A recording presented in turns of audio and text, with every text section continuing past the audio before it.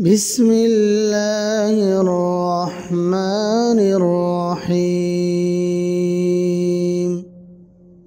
أرأيت الذي يكذب بالدين فذلك الذي يدع اليتيم ولا يحض على طعام المسكين فويل للمصلين الذين هم عن صلاتهم ساهون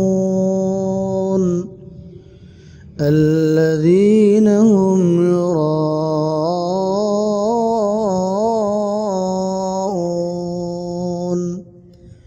ويمنعون الماء